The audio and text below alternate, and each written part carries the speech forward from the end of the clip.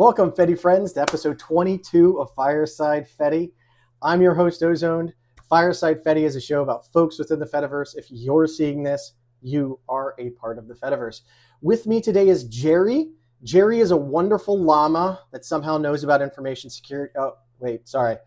I think Jerry is actually a real person, or he might be a llama in a person suit. Yes. Okay. Yeah, we'll go with that one. All right.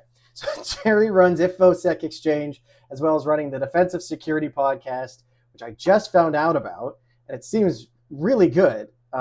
Talks at a good level for somewhat IT folks like myself, not into security. Jerry, the llama wearing a human suit, also administers about 1 billion platforms, I came to find out this week. It's probably faster just to say what Jerry doesn't run. So he doesn't run Twitter, as far as I know. He doesn't run Google, as far as I know. I think not Facebook, but I think that's about it. You run everything else, right? Pretty much everything else. Yep. Okay, good.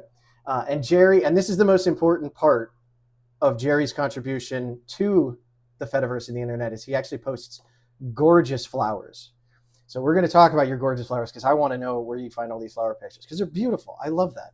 So, sure.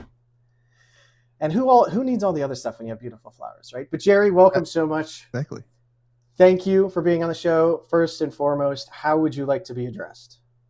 Jerry is fine. All or right. Hey you. Hey you, Mr. Llama. Is that okay? Well, that would give it away. We can't do that, right? That's right. All right.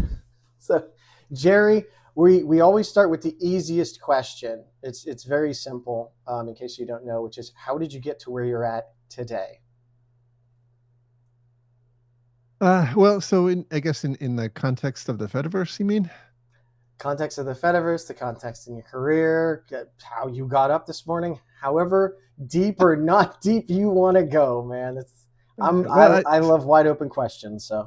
So I've been in IT for 33 years, I guess. But working in the IT field for about 33 years.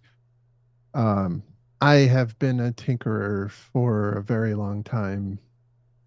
I kind of fell into a security role. I was always more in a CIO career trajectory. Although I was in a security company at the time that ended up getting purchased by IBM, and suddenly I found myself being the security guy inside this giant company who had a need for security people at the time. I won't get into why. And I ended up doing some really cool things. And this was by the way, about the time, for those of you who are aware, like that there were some really big, foundational shifts in the industry. There was the Aurora attack, the APT1 report from Mandiant came out. The world was waking up to these like really advanced threat actors, and Right. At the same time, like there wasn't a whole lot of productive discourse about what can we learn about stuff going on in the news. And that launched the Defensive Security podcast for me.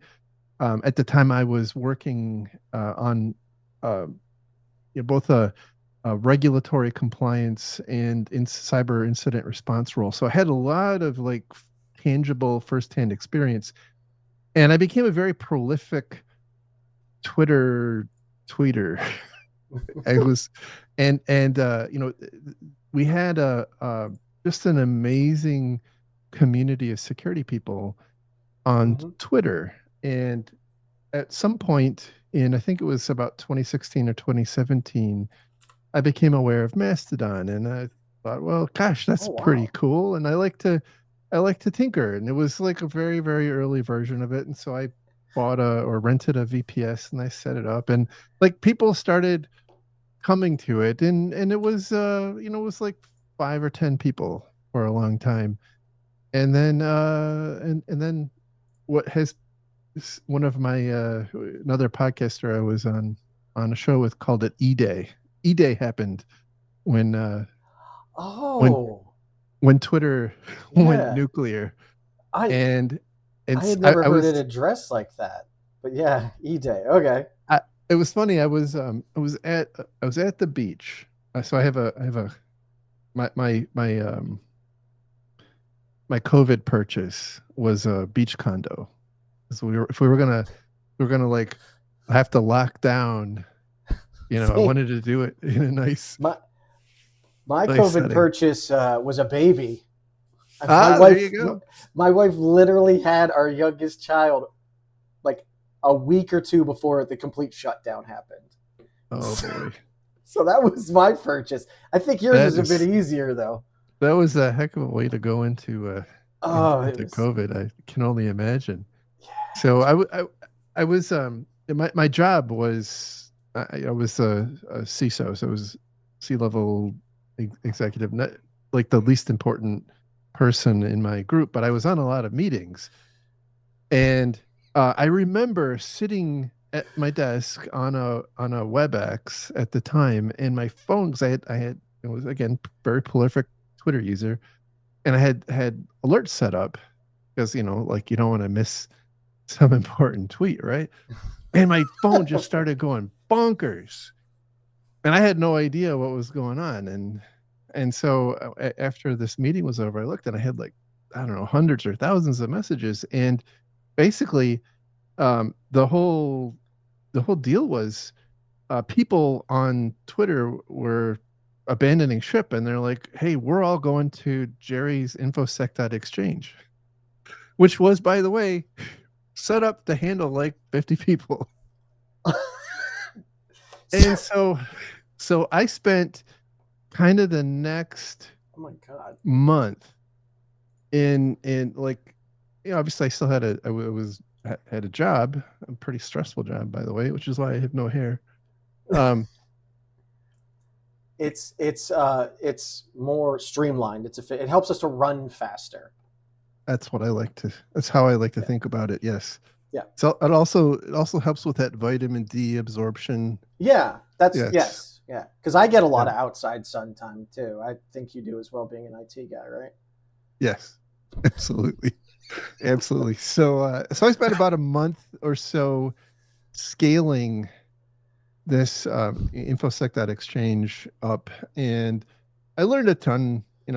I've been in IT for a very long time, Mm-hmm. but like trying to do all that stuff on the cheap was challenging, and it at one point surged to about 50,000 concurrent users, which is a very big challenge. Now, fortunately, Mastodon actually scales out horizontally really well, and so that was Oh. those were exciting times. But as that kind of started to die down, you know, there was a renewed interest in all things Fediverse, right? Mm-hmm. Like, there's kind of a resurgence. Obviously, Mastodon is just one, Mm-hmm. one thing out there, Right. and it often there's frustrating limitations in it, and Mm-hmm. especially having come from Twitter and trying to build this community that was kind of moving over lock, stock, and barrel.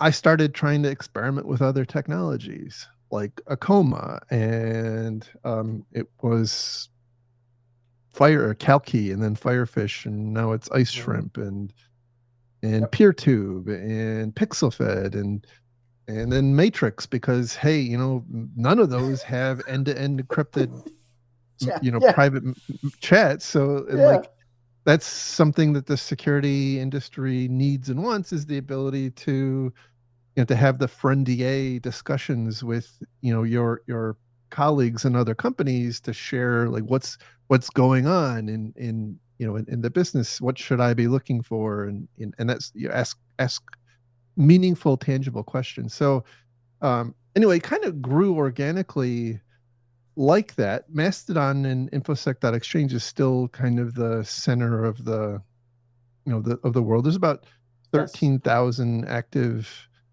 very active users on it. Down, I think we've got like total of 80,000 accounts ish, but only about 13,000 of them are active. And Okay. and so I've been running that server now for, we just passed 8 years. Just had Wow. our eighth birthday. And yeah, it's a great place. The community's awesome. It's not really about me. It's about the community. Like I'm just the person who makes sure the things is stays up and running. It's the moderators, the awesome people who are there. That's what it's about. It's really not about me. See, wow. Okay, there's a lot to unpack there, Jerry. I mean, you have such amazing history from essentially the almost the very beginning, the early stages at least of the social of the web itself, and now Mhm. you've actually gotten pinned into you've been hooked into the social web well before a lot of folks, and you've seen that boost. I would not say we are at a bust. I don't think we ever will be at a bust when there's folks like yourself and myself and others that just want to do this for fun and give a place for people.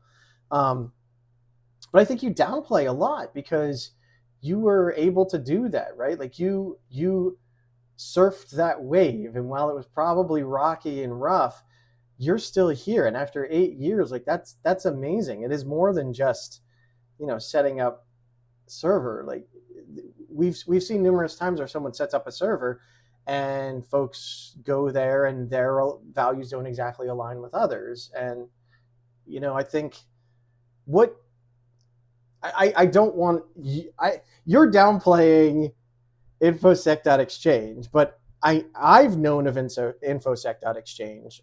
Again, one of our community members, local developer, is in the IT security field, and that was one of the big ones that he follows because there's a lot of people on there that are doing actual like infosec work. Mm-hmm. You are not providing just another Twitter, right? Which is whatever. You are providing an actual security, infosec security service. And that's massively important and that's massively rewarding, I think. So what you've set up so many different services. Do you have, and this is probably going to be like asking about your kids, do you have a favorite that you like to use or that you like to set up?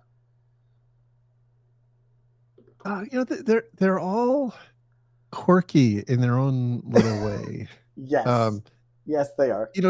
So I've gotten to the point where I can set up a Mastodon instance in my sleep. I have Really? built, rebuilt, torn down, and whatnot. Infosec.exchange so many times. I can actually do it live now. I mean, I've Oh, gotten to the wow. point where I can completely rebuild the infrastructure, you know, up to a point without anybody knowing, and so that is okay. But then there are others like mbin, where Yes.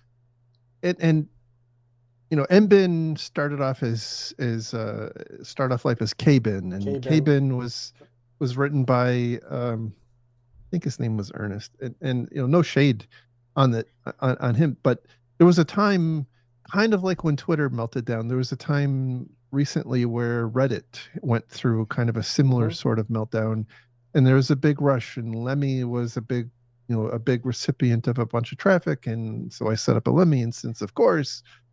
And people said, well, why would you do that? Because Lemmy's full of horrible people. Like this Cabin thing looks cool too. And I said, well, yeah, it does look kind of neat. Like visually, it's a much more appealing front end.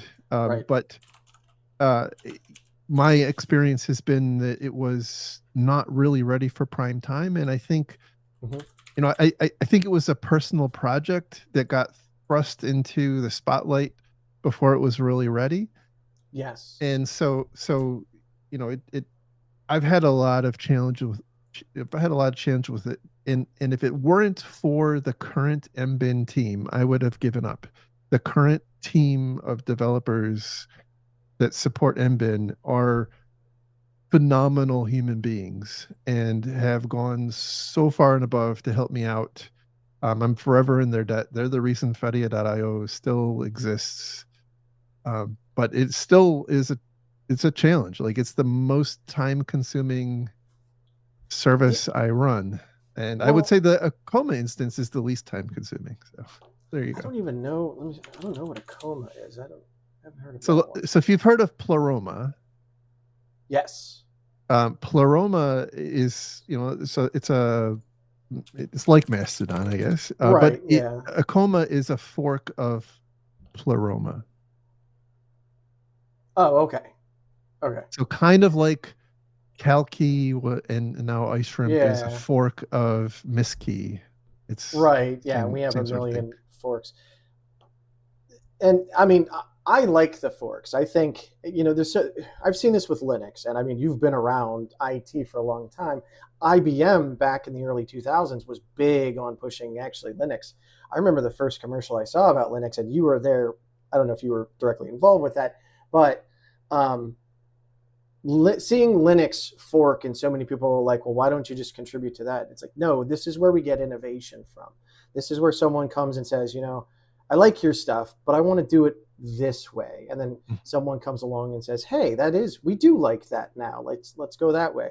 I think forks are a good thing. What are your thoughts on that? I mean, it's hard to keep up, right? Like you just said, 3 level, 4 level deep. But how do you feel about something like that? Do you think that takes away from a project? I it's a kind of a double-edged sword because obviously if you had Yeah. everybody rowing in the same direction, you could cover more ground. You could perhaps make something that's more usable and user friendly and whatnot. But like you said, almost all of these, and actually I can't think of one that isn't. They're all passion projects. Like Yes. they're Yep. all they're all run by people who are doing it because they have the little the little worm in their brain that is that is driving them towards this creative outlet. Yeah. And so my observation is that the thing that drives these forks is that somebody has a different idea that might not be compatible with the vision of Mm-hmm. the person who is who's running the main thing, whether that's speed of release or features or appearance or what have you. There's lots of different things that drive those forks, but I think they're fine. I especially given that like this is people are doing this out of the goodness of their heart, like they're doing Yeah. this because they want to. Yes. And they see a need, and I think a lot of projects on the Fediverse, probably all, at least at one point, started that way, right? And everyone wanted to give back. We want to grow this thing, which makes it challenging because as you're saying, it costs money, so we need to find ways to handle that. But so Fedia IO, I actually just got a account literally. I think I put it in yesterday and it let me know I got it today. This is kind of, and my friends had said that it's kind of a all-in-one application for the Fediverse. You have Reddit style posts, you have microblog like Mastodon, you have magazines. I think that's like a pleroma thing, right? The idea of magazines or So magazines are very akin to Lemmy communities. oh, okay. So it is you can think about notwithstanding the microblogs and whatnot, you can think about Mbin as as an alternative to Lemmy. And so they Mm-hmm. call that the Threadiverse, which is different than Threads, which It's we don't have to talk about. So it's really intended to be something very akin to Reddit, right? And both Lemmy and Ben are intended to play in that space. Now, unlike Lemmy, Mbin does a lot more interoperation or interoperability with kind of the broader Fediverse. Lemmy does it just to an extent, but it is much more tightly integrated in my experience on the Mbin side. okay. Okay. Interesting. So it sounds like your interactions with MBIN have been very positive. Would you Mhm. say that you've experienced that a lot with other projects? I myself run OwnCast and I've run PeerTube, and I've not had any issues personally. I think they've all been pretty good as well. Again, as you said, they're passion projects. A lot of these folks love the feedback or love helping because it shows them, where they might be able to change or do better. Or, I mean, I don't know a single developer that doesn't love when someone is like, "Oh, you have a bug here. I fixed it. Here's here's the code. I did a pull request on just some documentation the other day for PeerTube." I've had really excellent interaction, and that's what made So me get more energized. But I would be remiss if I didn't give the Mastodon folks a call out. Like they've I have had far fewer issues with Mastodon than I've had with Mbin. And again, it's the Mbin issues I've had are kind of legacy, that it was really not ready. It wasn't done cooking in the oven before you know everyone's trying to jump on before it. everyone started using it. So Yeah. and the Mbin team is really trying to mature it as fast as they can, but like they're two or three developers deep, and it's not it's just it's going to take some time, but they're doing a Yeah. phenomenal job. The Mastodon team is, I think they're a little, uh, the core team I think is also quite small, but there's a fairly large community or ecosystem of people who are deeply knowledgeable about it and willing to help. And that team is also um, super helpful. Like they have very easy to access support through Discord, whatever you think about Discord. But like anytime I've ever had an issue with Mastodon, that team has been right there. They have made code changes based on requests. So like I can't lavish enough praise on them. I know you interviewed Dan's up Oh yeah. recently about Pixel Fed. You know, I have every now and then I have some wild crazy issue, and him or his team will help out with that. I've not had a ton of issues with ice shrimp or Akoma, and so I can't like really speak to the or even Lemmy. Like I don't have a whole lot of issues with Lemmy, so um, I couldn't really give a good reading one way or Sure. the other on those. Yeah. Do you?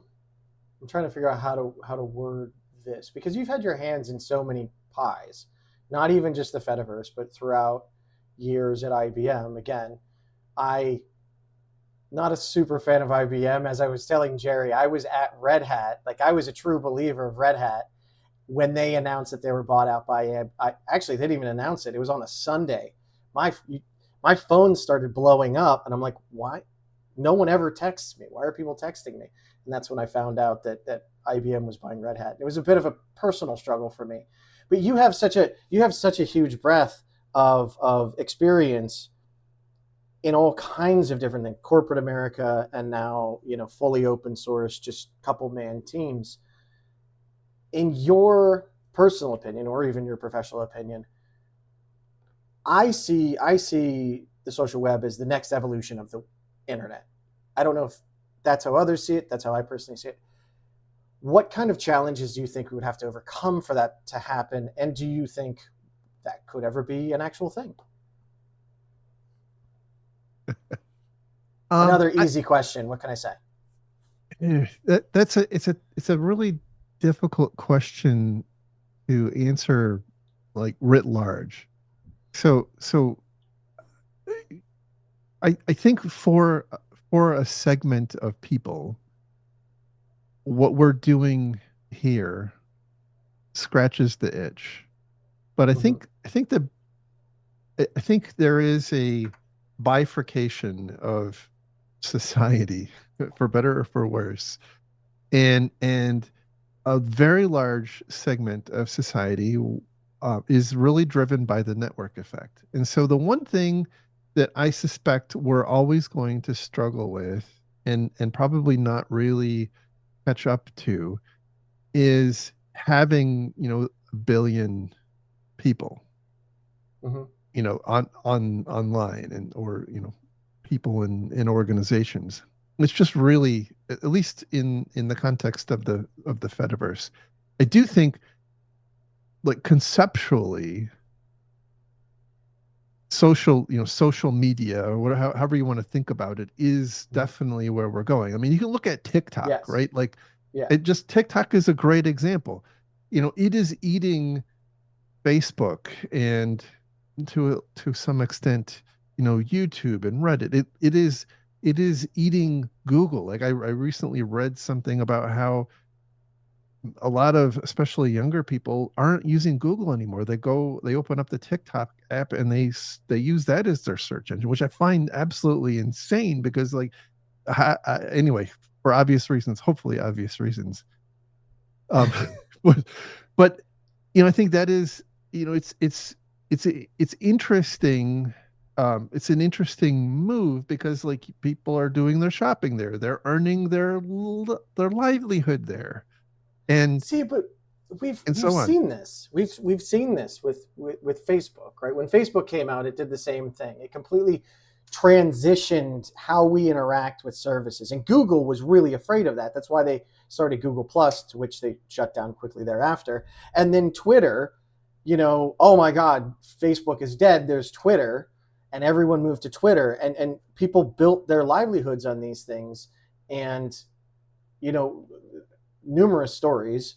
I don't have any, right off the top of my head, but numerous stories of someone builds up an enterprise on Facebook, and Facebook changes the algorithm and their enterprise is dead. Like, it seems Mhm. like people are hopping from one thing to the next, and it actually kind of seems like their digital identities are throwaway, or their businesses are throwaway to try and get to Mhm. the next thing. Do you agree with that? Is there some way that we can capitalize on something like that? Because we're all interconnected, and you can run your own server and it's never going away, and you never have to please an algorithm. So, I definitely agree. It's a problem. It seems self-evident, I suppose, that people outside of, outside of our niche area, people seem to largely be okay with that. And so when I talk about TikTok, I don't mean that, like, TikTok is the future. What I mean is that TikTok is it today. There will be a Right. time when TikTok, kind of Yep. like TikTok is killing Facebook right now, there will be a time when people abandon ship and they go somewhere else. I think, if we did want to take that on, I do think it's feasible to do, but I suspect that it would require a level of, you know, I don't want to say investment, because it's not going to come off as the right way to say it, right? But there's there there's a um I'm just going to say it, right. My mom would not do well on Mastodon or Akoma or Mben or Lemmy, or, but she's perfectly happy on TikTok and on Facebook. So there's a lot of, like, usability work, I think, that would have to go Yes. in addition to scaling. So I think that, because of the way that, the Fediverse and related technologies have evolved, like, we focus a lot on back end, right, and the code and whatnot. And I think that if we wanted to take the next step, and if we wanted it to be much more prominent, I think it'll require a different set of skills, maybe, than I think we've currently got Okay. focused on development. That's No, Jerry's kind of, off the cuff. no, I think that's an excellent point. Lowering the bar is the way I always say it, right? And I've had this discussion since I want, to run a peer tube in order to pull some of my, because I have friends that I talk to and they're just like, I don't, one is a psychiatrist and she's currently making mental health videos, which I think everyone needs. She's fantastic. And it's that thing of, well, now I have to go to YouTube and I have to go to PeerTube and upload both. And for you and me, it's worth the time and effort, right? Because we see it as being worth the time and effort. For someone Hmm. else, I've thought about this. Like, we need a client application that's better than YouTube's front end, and then say, hey, just install this, do what you want, and then it'll go to any platform you want. It's lowering that barrier for the content creators or the grandmothers or the people that just don't have time, right? It's easy to get that TikTok and turn your brain off for a bit and just scroll and then be done. You don't have to worry, which server do I pick, or how do I follow someone, or why is there this other person with a completely different name coming in. I think that is excellent points. We've been through that transition before too, right? And again, I'm looking through this through a very biased lens. I love the Fediverse. I never did social media because I knew the hazards that could befall and then of course, observability bias, where again, the Facebook thing, but no one knew what email was, right? And we figured that out. We had to have, I remember on the late night news, like, what is the World Wide Web? How do you send an email? What is an email? It's like a regular mail, but electronic. And I think there's a massive amount of education that needs to go on. And as that happens, hopefully, developers continue to do what they do best, is making things. But I agree. You need to have those kind of focus groups and find out where the pain points are. And it seems like Linux, after 30 years, is finally, starting to get that polish. Let's just hope that things like Mastodon and whatnot can get there a little bit quicker. I think we can. Yeah, I am concerned. So look, there's a specific type of person that is drawn to the Fediverse, and I just don't think it's undeniable, and it's not just one type of person. There's a range of people, and for those people, they resonate. It resonates with them, and they would rather be there than somewhere else. And I think that the challenge we will always run into is that even if we do, jump over that hurdle, we're only, it's only going to be until the next company that has some new shiny thing, right? That everybody that pulls a lot of people away, because there just does not seem to be a high level of attachment to an online platform with the general population. Like they seem to be super mobile in terms of like, hey, all my friends are going over there, so I'm going over there. Even though I've got like a whole lot going on here, I'm going over there because that's where I want to be. Well, and it seems like there is, as you said, a divergence, but even within that, where, my mother-in-law, she's still on Facebook. Why is she on Facebook? Because her whole community is there. But you're also saying there are these digital nomads that just hop from the new thing to the next thing. And really, that's what's driving a massive amount of money, it seems like, is we got to get those that are willing to move, but they're all kind of bleeding each other out, as you said, right? And I don't know. Again, I feel like people are getting sick of hopping. And if we could have one place for everyone to connect into and just stay there, and the new hot thing comes to us, that'd be awesome. I'm dreaming, of course, because no one knows how to monetize this yet. But I don't. That is another. That's another challenge. My hosting bills are zero. No, they're pushing $5,000 a month. Holy, wow! And that includes, by the way, the fact that I get very low cost CDN services from Fastly, which, by the way, is a great company. So I can't say enough good things about them. But that would be probably another couple $1,000 if I paid list prices for that. So and I have a relatively low, in the scheme of things, a relatively low amount of people. I do have a lot of services which contribute to why the hosting bill is so much. Like I spend $500 a month on storage. Like that's for backups, just for backups. It's a that's the I think the challenge is that it's not necessarily linear scaling cost wise. So that monetization issue even the Mastodon and Akoma and PeerTube, and they're free. Like that's awesome. That's a great thing.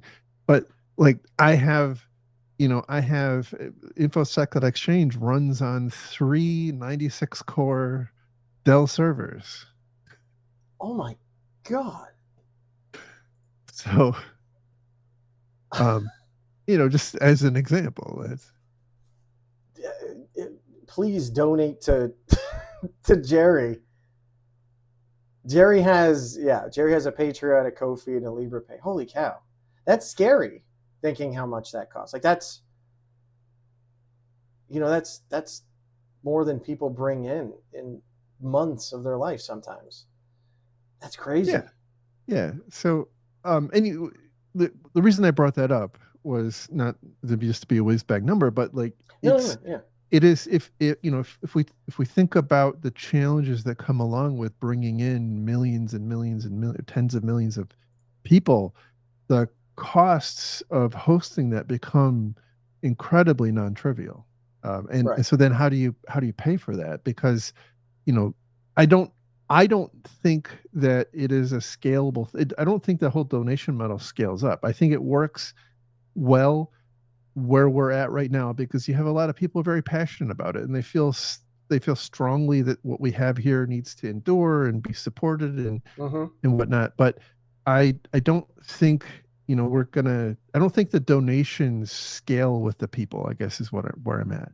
That makes sense. Do you have any thoughts on how to monetize it then? Like because my one of my thoughts is, you know, especially with the current situation with identities just being taken away from big tech, not to talk about Twitter or X, whatever you want to call it, taking usernames from people, but it seems to me, and maybe I'm naive in thinking that they would do something to like Pepsi, where Pepsi or IBM or Red Hat would want their own domain on the Fediverse because they can control where that's coming from. Like, hey, that's not coming from Red Hat at redhat.com or whatever, and have employees answering questions there, and that way they're all within work, and you control that type of thing.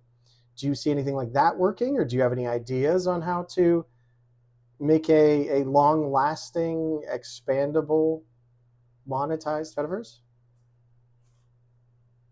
Not any good ideas, to be to be honest. I think a lot of the traditional methods of monetization are pretty offensive to most of Yes. the people who are on the Fediverse today, and I think a lot of the people who are on Yes. the Fediverse today because they find a lot of the practices of commercial social media to be offensive and anti-privacy and whatnot. And so I think there would have to be a different model. Like I know that there are some instances that charge a monthly fee. Well, that's a model, but you know, I personally, like I'm out of work.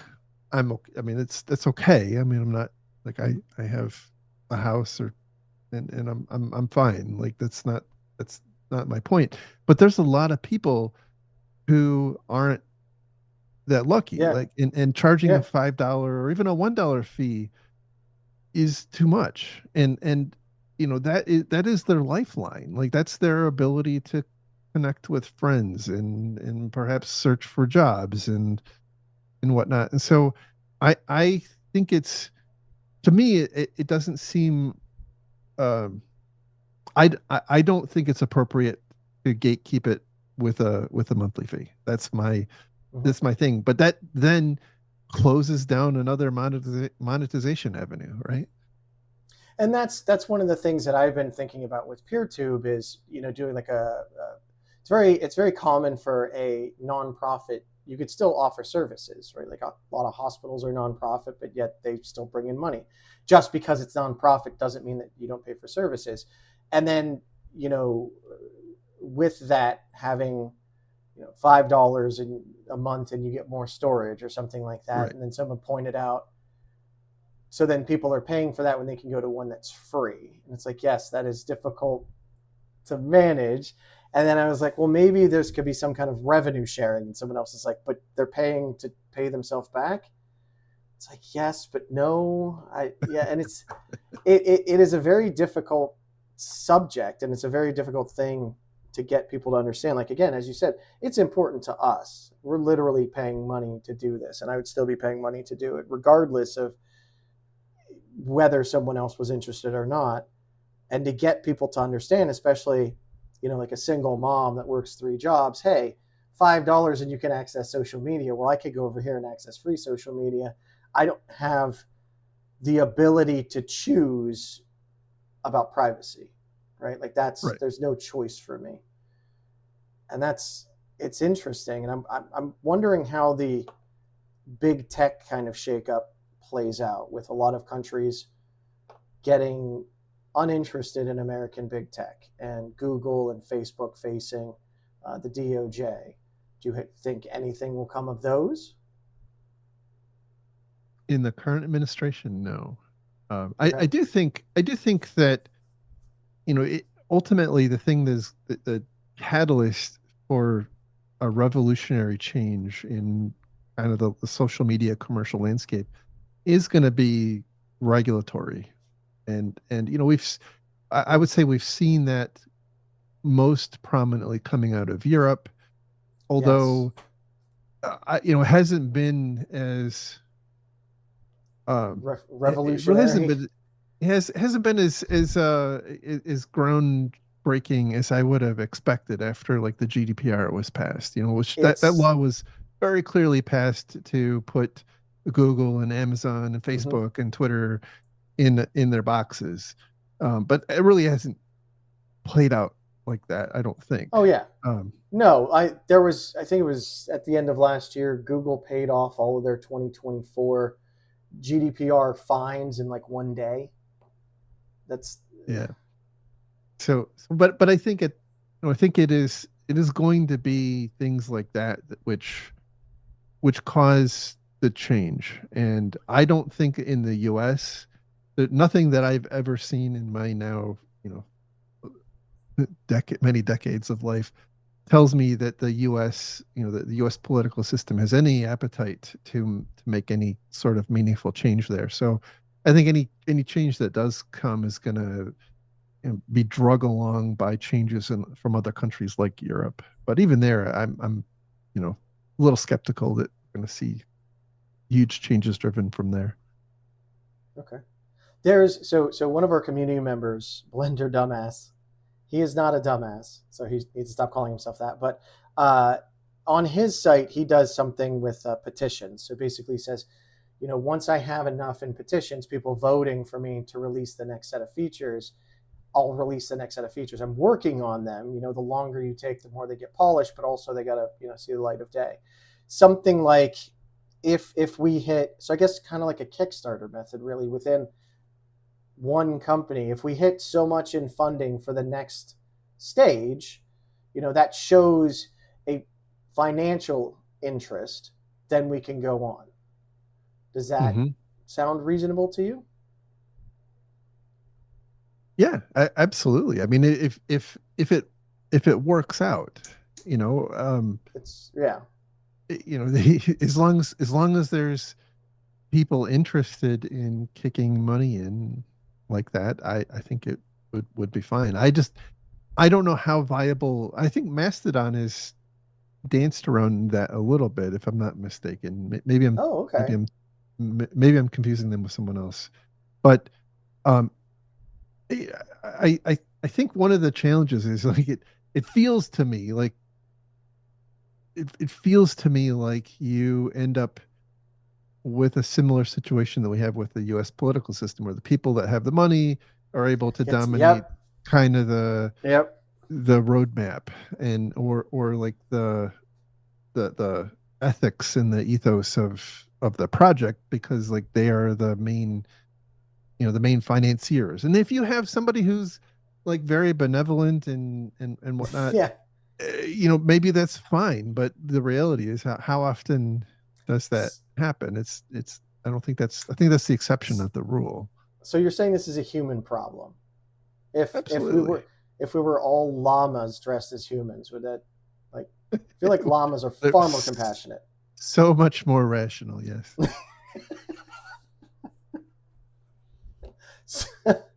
So what kind of recommendations would you have for a new administrator that wants to start up any of these platforms? Uh, I think you have to decide why are you doing it? Is it for you? Is it to Mm-hmm. foster a community? Um, and think about what what you want out of it, because at this point in time there's a lot of different software options, Mm-hmm. and not just from a usability perspective, but also from a resource consumption perspective. So, if you were, if you were setting up for like your family, I would go for something that's really low cost, probably like a coma. That would it's very reliable. It just works. Doesn't take a lot of resources. You can set it up. You patch it a couple of times a year, and you're good. Um, but if you're aspiring to build, a large community, I think that is a different problem because there are not too many pieces of Fediverse software that have really proven to scale up. Right? Mm-hmm. That I'm not aware of any Mbin or I guess PixelFed now has quite a few users on its flagship instance, and but Mm-hmm. most of them don't have a lot of experience with running more than 1,000 or so users. Mastodon is really where the scaling has happened. I think Lemmy.world is got a bunch of, I think they're in the tens of thousands of users, and they figured out how to scale horizontally. But most of that software is not designed to scale horizontally. Mm-hmm. And so and changing later is very difficult. It's So very difficult. Yeah. if you set up an Acoma instance and you decide, oh gosh, like we should have went Mastodon, it's non-trivial. It is non-trivial to move to a different type of software, and to the point where you may choose not to do it. Oh yeah, and So I mean even you're always going to find someone that's like, no, I'm not moving. I like it here, and then you have the option. Okay, do I have to host another service for these smaller group of people that you want to, but it costs money and time, or do you just shut it down and then you potentially right. lose folks for good? Like, okay, well, this is just going to keep happening in the Fediverse. I'm going somewhere else. Yeah, That's actually been my biggest fear running my own that server. so I think that is you hit on something that I think has is one of the unspoken maybe downsides of the Fediverse. Like we Mm-hmm. one of the one of the selling points we all run around and pat ourselves on the back about with the Fediverse is, hey, if your instance goes down or you don't like your instance, like you can just move to another one. But in the 8 years I've been here, I've seen a lot of instances, die. I've seen them, get corrupted. I've seen administrators rage quit. I've seen so many different things happen, and those are unfortunate. But like the victims in those instances are the users, Yep. and I would tell you that there are a lot of people in the aftermath of one of those events that never come back. Like Yeah. they're just like that's not okay. Like I was told I have to pick an instance. I picked what looked like the best instance, and then they shut down, and like I don't have this problem if I go to this other thing. So I think Yeah. that's a big. I think that's also a big challenge and frustration point that I feel very strongly about, and that's why like when I set something up, I don't have an. It's gonna be there until people are done using it, and I feel really strongly about that because it disfranchises people. Like I Yep. care. I'm totally bought in. I care very deeply about the Fediverse. I'm like to tell people I'm all in, even though sometimes maybe it doesn't sound like like I am. No, But but you have to be realistic, right? You can't be all in and be blinded by your love for right, it. We need to find those issues so that we can try and all work together to figure them out. And I think, right. again, I started a nonprofit on this thing. I'm kind of the same way, and you have a massive sense of responsibility. And I feel like there are some of those folks that are just like, oh, I'm just setting up this fun instance for myself. Oh, I have 1,000 people. Well, it was just for me, so it's gone. And yeah, I think it speaks badly for the entire Fediverse when they just disappear like that. But life happens, Hmm. and it is a huge responsibility. It's like worse than a pet, and kids, because you have so many people depending on you. One of the folks in the chat actually asked, "Aren't you worried about moderation or legal liabilities?" For someone that's not run one, I am, but you've run it for a long time. Have you run into any issues like something like that? So I've had quite a few people threaten threaten legal action on me. Um, none of it has ever come to fruition. Here in the U.S., we enjoy a fair amount of leeway under the Section 302, um, of the CDA. So there's that hasn't been a big problem. Moderation is a huge problem. I don't like they're the heroes in all of this. The moderators are the heroes in the Fediverse. Make no mistake about it, because uh, there's a lot of terrible stuff that happens, and it's the moderator's job to keep that stuff out of people's feeds. And I would love to say like only good people ever sign up for the Fediverse, but the reality is like that's not true. And then some, Yeah. very few people are always all good or always all bad. Like we have bad days, and so Right. um, it's that sort of thing that makes this a complicated job, and that is exacerbated, by the way, by things like the situation with Israel and Hamas and Yes. Palestine, and like people are terrible to each other, and it frustrates me to no end, because it feels like people have this conception in their mind that if they're just mean enough to somebody, you know from their keyboard to somebody on the other side of another keyboard, like that, they'll change their way of thinking. And eh, It so doesn't like happen like that. people can be really really mean to each other.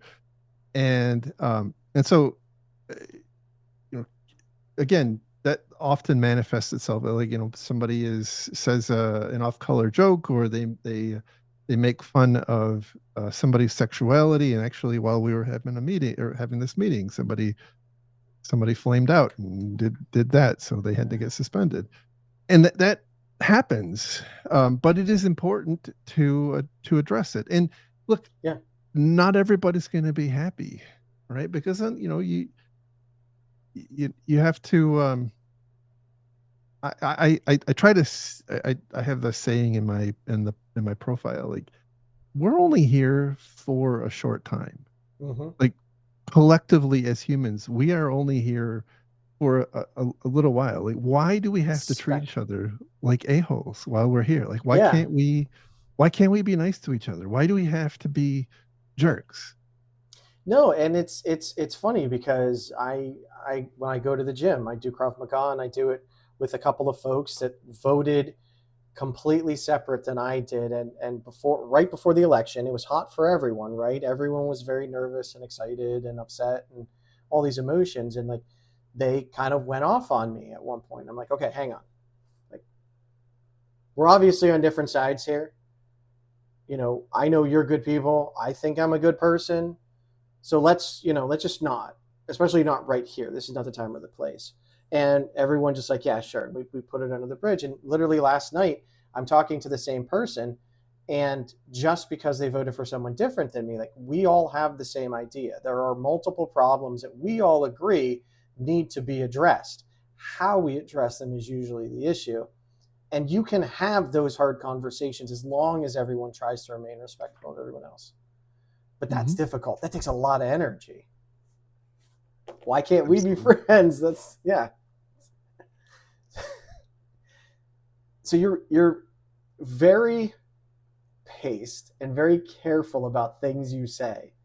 Is that why you're uh, wary Jerry right now? Yes. That was my Yeah. segue to get that in because I want to talk about wary Jerry. I love that it's wary Jerry. Yeah. So for a long time, I have seasonally changed my display name, and this goes back like to Twitter days. And I started doing it when in Christmas time I would change my name to Mary Jerry, and I would put little Christmas tree emojis and whatnot. And then eventually I started decorating my llama avatar accordingly. And then we had the after the inauguration. Look, I'm kind of wary about what's going on, and wary alliterates well with Jerry, so that's and it'll change to Scary Jerry come mid-September. It'll change to Scary Jerry, and then it'll go to Mary Jerry. When can we expect a berry Jerry? Like if you start like canning berries or grow a berry bush or something. I've not figured that out yet. No, That's I have to well figure out you what season that goes with.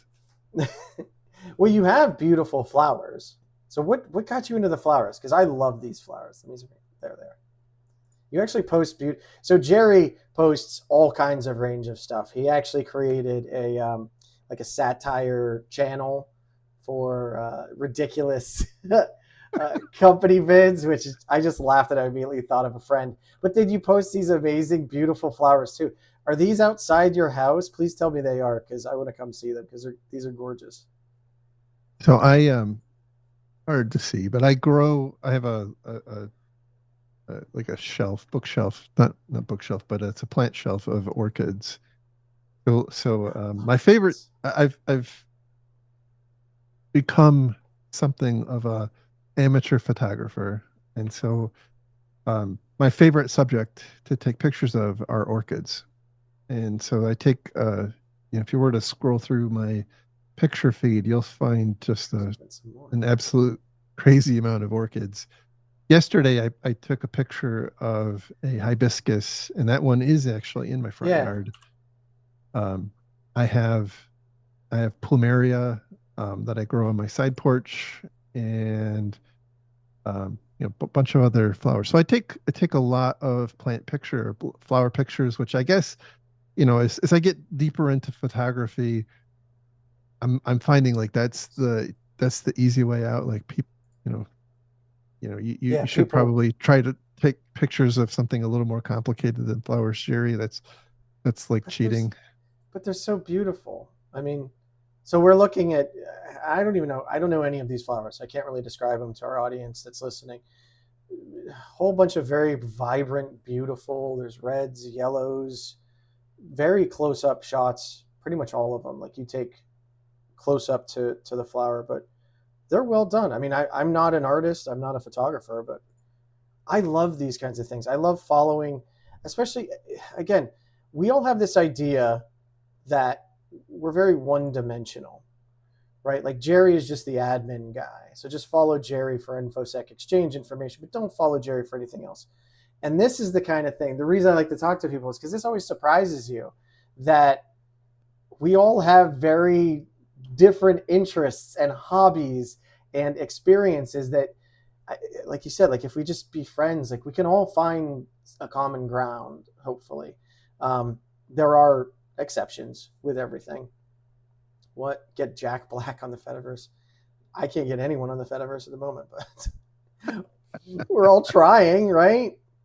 These orchids are beautiful. Very like a light pink. Yeah, I really when I saw that you had like flower posts, I was like, oh, I love this. I just been looking at your flowers. There's some other there's there's a very creepy happy robot blowing up a laptop or something that is very uncanny valley, and then the one next to it is three people in horror and the robot's just smiling. So I have this funny thing that again I Ugh. started it. I don't even remember how I started it. on Fridays. I don't do it every Friday, but I especially do it on Fridays of long weekends. I encourage people to push their untested code to production. And so because now Sure. everything is now AI and agentic AI, the picture that you're referring Oh, to is yeah. intended to represent the robot is an agentic AI pushing untested code to production, and the people who are looking on in horror are the on-call people who are going to have to work through the Yep. weekend I've to been there. fix the code. Yeah, I'm on call next week. If anyone's pushing the prod on Friday, don't do it next week. I'm fine any other week. There you go. That's oh my gosh. No, and they're beautiful flowers. I bloom scrolling. Thank you. Mel said bloom Yes. scrolling. Yeah, that's beautiful. And you can follow that hashtag too. I mean, I don't. Yep. You can. It's one of those things that's funny. Like, oh yeah, you can do this thing in the Fediverse. Like, I always forget. It does so much. Like depending on the application you're using, it does so much that I always forget all the different things that it can do. But we'll see.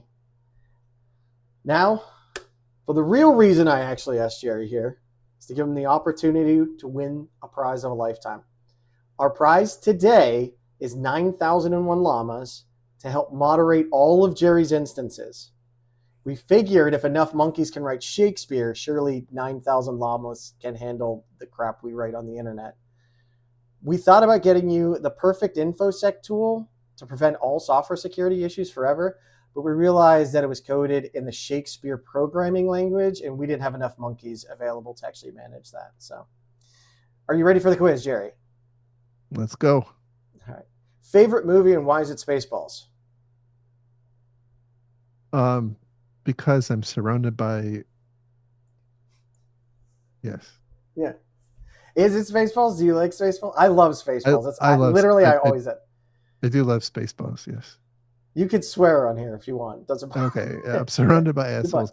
I funny Spaceball story. Oh yes, please.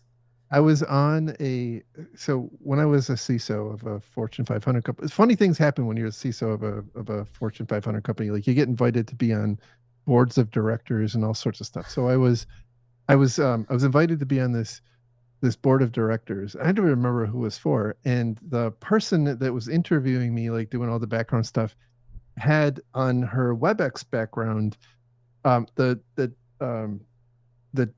Dark Helmet. yeah, but it was empty. It was the like the Oh, we're on a blank on the name, like the uh the command cowl. ship, like the it was the interior of the ship where the scene where they're I'm sorry, drawing a blank on the word, but anyway, it's their command center, right? For the Spaceball 1. yeah, space exactly. Okay. And anyway, so we're talking, and at the end of it, I I stopped her, and this is a very serious conversation. Like we're talking brass Yeah. tacks, and I said, okay, now that we're done with that, can I ask you a question? And she says, what's that? And I said, are you surrounded by assholes? And she lost it. She said, you are the first person who ever recognized that background. I it's funny because it's kind of the same way. So like everyone where I work, you have to have a picture. They don't care what it is. Everyone just puts a picture of themselves that they got taken. I put on Rick Moranis as Dark Helmet, and everyone thinks it's me. I had one guy that realized it was Spaceballs, and I constantly get, "Oh, I love your picture," and I was like, "Yeah, that's Spaceballs." And like, "Oh, I thought that was like you at Comic Con or something." I was like, "No, I don't." I've been told that I look like him. I take that as an honor because he's amazing. I don't think I look anything like him outside of a nerdy dude with Uh, glasses, but so, I'm very all happy right. to hear that your favorite movie is Spaceballs because it has to be, right? That's the only answer. So, next question: Meatloaf, Breadloaf, or Meatloaf the musician? Uh, I got to go Meatloaf, the musician. But But there are some things that I won't do for love. So And I struggled. I struggled trying to figure out one, and I don't know. A loaf of bread just has so many good, like a million kinds of sandwich. I love Meatloaf the musician. He was amazing. Rest in peace. Or as the kids say, rip in peace. Um, can't believe I said that. But yeah, I don't know. I thought of this because my wife literally made meatloaf the other day, and my 8-year-old was so excited to have meatloaf, and I was like, "Really? From meatloaf?" And he's like, "I love it." Okay. all right then. Since you've been at the beach, sand, sandals, or sandwiches? Sand all the way.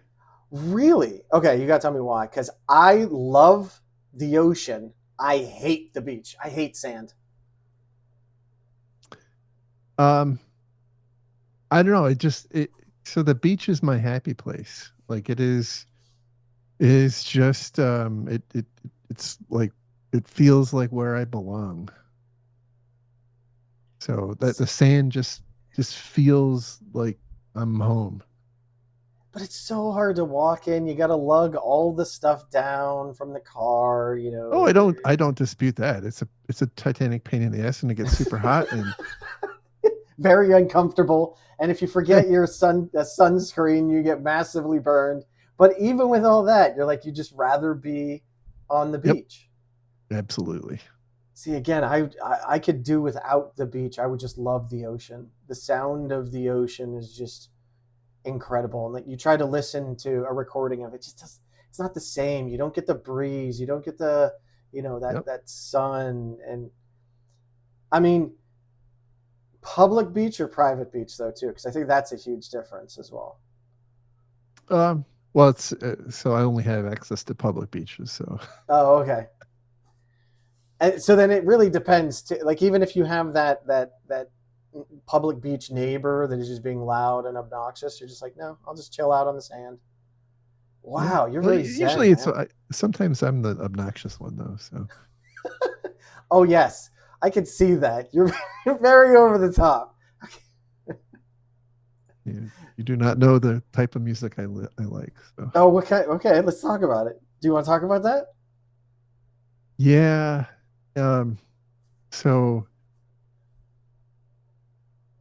well, people will think less of me, but the genre wise, it's called melodic metalcore. So like That sounds amazing. I've never heard of that. so my one of my I would say one of my favorite artists is August Burns Red, and my favorite song by them is called Beauty and Tragedy, and I think it's somewhere in the neighborhood of 200 beats per minute. It is a Oh, fast song, that and I makes that makes find hair that metal look slow. oh, hair metal is like I can't listen. I When I was in high school, I liked early Metallica because that's all Yeah. the Metallica that was out there at the time. Um, it is way too slow now. Like Yeah. I've joked that by the time I am in a retirement home, if I manage to live it that long, the music I will be listening to at the time will be so fast that it's just going to sound like static. Oh, I figured it would just sound like one long string of like some meshed average note together. Something like that, yes. All right. That's awesome. I love learning this. Again, I absolutely love that because no offense, someone looking at you, they're like, he likes classical music and he sits on the beach and drinks his, wine and just talks about the kids or something. Like that's great. I love hearing about that. I've never even heard of melodic metalcore. I will now. Oh, and they're from Lancaster, PA. I lived in PA for a while, not far. Awesome. Sorry, I'm very entranced by that now. Uh, next question is, what does an alternate universe Jerry do?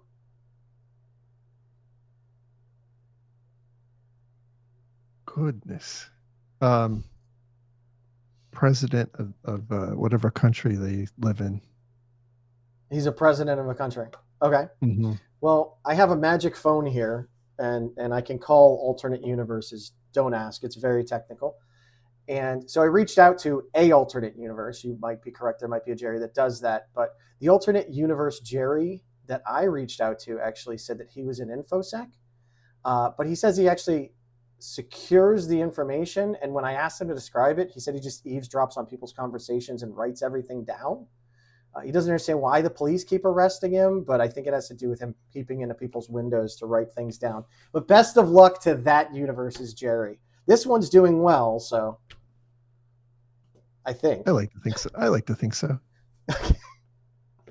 So this one is a bit, I think it's going to be interesting. The Camelidae family, dromedary camels, Bactrian camels, llamas, alpacas, vicuñas, and guanacos. I mean, I think I know the answer, but well, definitely llamas and alpacas. Yeah, it has. Yes. That's because you are one, right? Right. See, if you had to pick between a llama and an alpaca, though, because I've actually, llamas don't seem nice. And even when we went to, I took my family to go to an alpaca farm, and it was just the guy teaching us about alpacas, but really he was there to get you to kind of buy an alpaca that he takes care of, which the dude was awesome. But even the alpacas, you have to be careful, but they are so soft and so pretty to look at. So if you had to pick one or the other, llamas or alpacas? I definitely think llamas are cooler. I think alpacas are certainly much more approachable. If you want a good laugh, go Google llama alpaca meme, or the difference between llamas and alpacas, and you'll get a good sense of what the actual meaningful difference between a llama and an alpaca is, because the llamas tend to be armed, and alpacas are just much more pleasant. So the one that I found says the real difference between alpacas and llamas, and it shows an alpaca on the left and a llama on the right, around a couple llamas. But alpacas weigh about 150 pounds, super floofy fur, shine quiet, will be your best friend. Llamas weigh about 400 pounds, listen to Pearl Jam, always judging you, and are probably drunk. I mean, no offense, Jerry, if you're a llama that doesn't say a lot of good things, the Pearl Jam is awesome. I could go with that. That was my teen years, I think. Yeah, probably teen years. But all right, there you go. And as usual, our last question will be sent telepathically to Jerry. I will send you the message. I'll let you know when it gets there, which you obviously know because we're telepathic. But I let you know so that the audio listeners can know to expect your response. Are you ready? Yeah, I'm ready. Your telepathic sensors are open and all that? Okay. I'm ready. Here it comes. Okay. Take your time. Think about your answer if you have to. It's all on the line for your special prize, if you can get it. It was this. a dolphin, and no, I did not do that to it.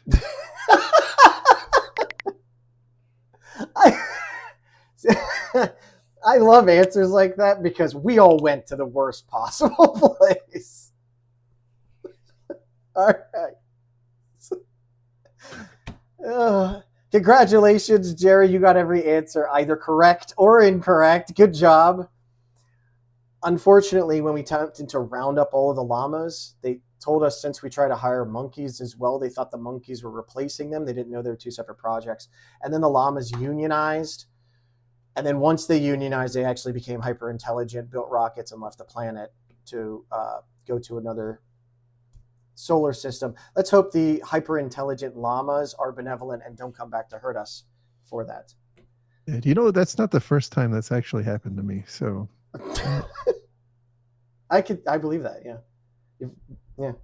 Well, and you are a llama dressed as a human, so you've probably seen it a lot. Because llamas, I mean, I'm no llama expert, but I'm pretty sure they're immortal. Pretty close, yeah. Yeah, sounds good to me. But that's all we have for episode 22 of Fireside Fedi.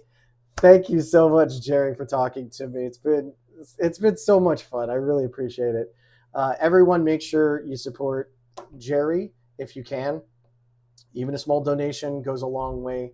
If everyone gave even $1, that covers pretty much everything out there. Don't forget to tip your admins of your instances as well as developers. Take care of yourself first as well. And if you enjoyed the show and want to support BT Free, our nonprofit organization, consider donating at givebutter.com/BT Free. BT Free's goal is to help fight for digital privacy rights. First platform is tubefree.org, which is now open for PeerTube signups. This feels so wrong and so weird I'm saying this because I've never had to do anything like this. Yeah, there. So people are throwing money emojis in the chat. Yeah. I don't think that helps, but thank you for the thought. I would totally take that and use that, but I think the government would get upset with me. And thank you so much to everyone on the Fediverse. Just by being on the Fediverse, interacting with people, you're making sure we're all a little bit more free. You're all wonderful folks. You all deserve love and compassion. Never forget to give yourself compliments and give compliments freely. Even a little compliment can help make someone's day. That includes yourself, as I said, and be compassionate to yourself. And everyone have a great day. And thank you all so much. Have a good one. Bye. Take care.